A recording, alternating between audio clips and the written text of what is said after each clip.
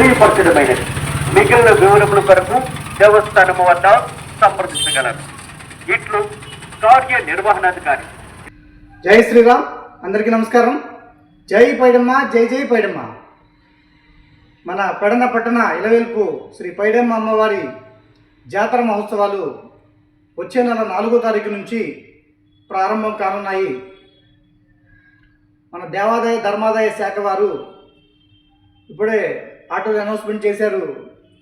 రేపు 15వ తారీఖు మధ్యాహ్నం 3 గంటలకు ఆలయ ప్రాంగణంలో షాపులు పెట్టుకోవడానికి కానీ ఇతరత్ర కార్యక్రమాలకి పాటలు నిర్వహణ చేస్తామని. పాటలు పాడుకునే పాటగారులకు హిందూ సంఘాలు విజ్ఞప్తి చేస్తున్నాయి.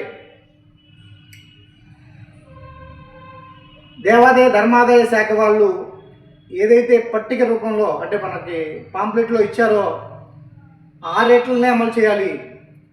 అమలు చేస్తూ వచ్చే భక్తుల్ని అంచనా వేసుకుని మాత్రమే మీరు పాడుకోవాల్సి ఉంటుంది. అలా కాకుండా గత సంవత్సరం లాగా 100 రూపాయలు తీసుకోవాల్సిన చోట 400 తీసుకుని రసీదులు వేసి మరీ తీసుకున్నారు. ఆ విషయం పత్రికల్లో కూడా వచ్చింది. ఈ సంవత్సరం అలాంటి విషయాలు రిపీట్ అవ్వకుండా, పునరావృతం అవ్వకుండా, ఎందుకంటే హిందూ సమాజం చాలా చైతన్యంగా ఉంది. ఈ పాటికి మీకు అర్థమై ఉంటుంది. మునుపట్లాగా లేదు. తప్పు చేస్తే వెంటనే ప్రశ్నించే తత్వం యువతలో, ముఖ్యంగా యువతలో. ఎక్కడన్నా ఏదైనా పొరపాటు జరిగితే వెంటనే వీడియో షూట్ తీసి వెంటనే సోషల్ మీడియాలో పెట్టే పరిస్థితి ఉన్నప్పుడు ప్రతి ఒక్కరి దగ్గర ఆండ్రాయిడ్ ఫోన్స్ ఉన్నాయి. తప్పు జరిగితే, అమ్మవారి భక్తుల దగ్గర మోసం జరిగితే వెంటనే వీడియో తీసి సోషల్ మీడియాలో పెట్టేస్తారు. ఇదివరకులాగా లేదు. సో దయచేసి విజ్ఞాపన చేస్తున్నాం.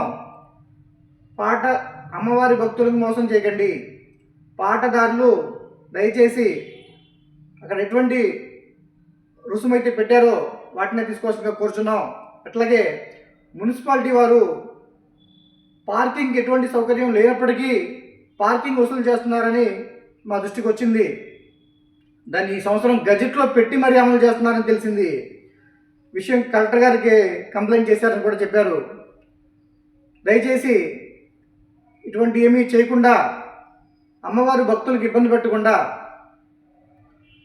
చూడాలని కోరుకుంటూ, అలాగే క్యూ లైన్లో ఉన్న భక్తులకి తూపురాట్లకు గురవ్వకుండా ఎక్కడెక్కడ భద్రత కోసం ఉండాలని, అలాగే మున్సిపాలిటీ వాళ్ళు శానిటేషన్, అలాగే దేవాదాయ ధర్మాదాయ శాఖ వారు పోయిన సంవత్సరం అమ్మవారికి 11 రోజులు కూడా ఉచిత దర్శనం, పూర్తి సమయం ఉచిత దర్శనం కేటాయించారు. చాలా సంతోషం. కానీ క్యూ లైన్లో ఉన్న భక్తులు కొంచెం తోపులాట్లకి గురవ్వకుండా, హోల్డ్ చేయకుండా రన్నింగ్ అయ్యేలాగా తగిన చర్యలు తీసుకుంటారని కోరుకుంటూ, జై పైడమ్మ తల్లి, జై జై పైడమ్మ తల్లి, జై శ్రీరామ్, భారత్ మాతాకు జై.